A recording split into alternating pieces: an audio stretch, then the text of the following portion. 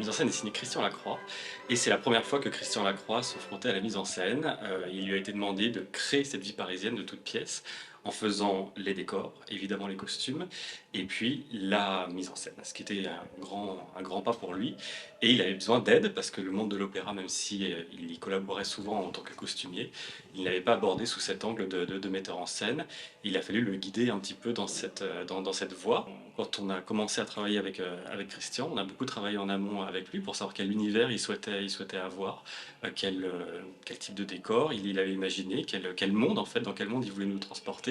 Et c'était un monde qui est le sien, qui est absolument rempli de couleurs, une espèce de fin 19e, mais complètement imaginé et surdimensionné avec plus de 200 costumes et avec un décor qui, vous le verrez, est fixe, mais qui bouge beaucoup de l'intérieur pour nous emmener dans les 5 actes différents, dans 5 lieux complètement différents, de la gare jusqu'au Café de Paris. Oh, ça, c'est très bien.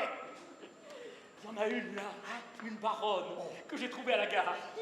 Oh, pourrais-tu me rendre un service? Monsieur, voilà ce que j'ai trouvé dans une coupe sur la cheminée.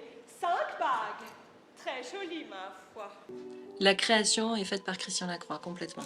Voilà. Les costumes ont été fabriqués dans les ateliers de Christian Lacroix. Tout a été fait sur mesure, un vrai travail de tailleur, un travail de mode, d'orfèvrerie, je dirais presque, pour tout ce qui est des robes des solistes, qui sont vraiment magnifiques, en taffetas de soie, avec des broderies, avec des perles, avec beaucoup de jupons en dessous pour donner du volume. Voilà. Et tout un travail aussi de modistes, ce sont les gens qui fabriquent les chapeaux. Tous ces chapeaux, il y a des chapeaux sur toutes les têtes qui changent, et un gros travail aussi au niveau des perruques. Voilà. Il y a des gros changements complets de silhouette à chaque changement d'acte, en fait, même avant, entre. Au niveau des costumes, c'est vraiment Christian Lacroix. Voilà. On voit, voilà, puis sur scène, il y a ce défilé qui en même temps reste une parodie et en même temps un défilé de mode et tous ces mélanges de couleurs qu'on retrouve dans toutes ces créations haute couture qui sont... quand on voit les costumes juste comme ça, on se dit oulala, et quand on les voit sur scène, c'est extraordinaire. C'est ça qui est magique aussi. C'est de voir, quand on voit sur cintre et quand on les voit porter sur scène, il y a un... C'est énorme le changement et c'est magnifique.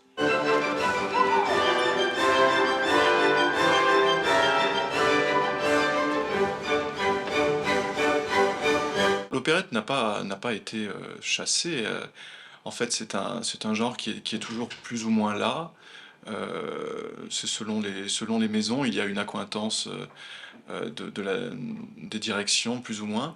Ici à Limoges, je sais que c'est une grande tradition de programmer du répertoire, ce qu'on appelle le répertoire léger, donc l'opéra comique ou l'opérette, l'opéra bouffe dans le cas de la vie parisienne. Et c'est un répertoire d'une grande difficulté à mener correctement, parce que c'est un répertoire avec des tempos rapides, c'est un répertoire où les chanteurs doivent parler et jouer, et jongler entre la voix parlée et la voix chantée.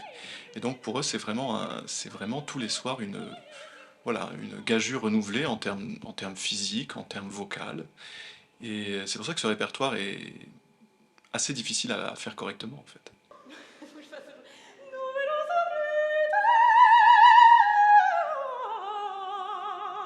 Je pense que les gens ont besoin de légèreté, de rigoler, et donc voilà, on retrouve tous ces aspects dans la vie parisienne.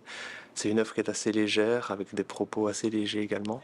Et donc je pense que le public, bon, alors on vit une période assez troublée, et je pense que le public a vraiment besoin de légèreté, de rigoler.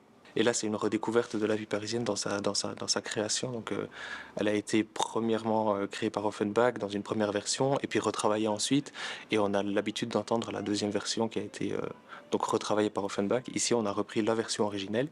Et donc, c'est assez intéressant de pouvoir travailler justement cette œuvre comme elle a été écrite à la base. On a un peu le cliché en tête des chanteurs d'opéra qu'on pose sur scène et puis qui chantent leur air face public sans vraiment jouer. Ici, on peut pas tricher, on est obligé d'être à fond dans le jeu d'acteur. Donc voilà, c'est un travail plus complet en tant que chanteur. C'est plus agréable, je trouve, en tout cas personnellement, que juste de chanter des belles phrases. Voilà, ici, non seulement bien chanter, mais bien jouer la comédie. Comment on prépare tout ça? Eh bien, d'abord, on regarde la partition, on regarde le texte. Moi, je pense que dans ma méthode de travail, d'abord, j'apprends le texte, que j'écris beaucoup pour le mémoriser, parce que particulièrement là, dans l'opérette française, il y a beaucoup de textes, du texte chanté. Il y a également du texte parlé dans la vie parisienne. Moi, j'en ai assez peu, mais beaucoup de textes chantés, donc j'écris beaucoup de textes.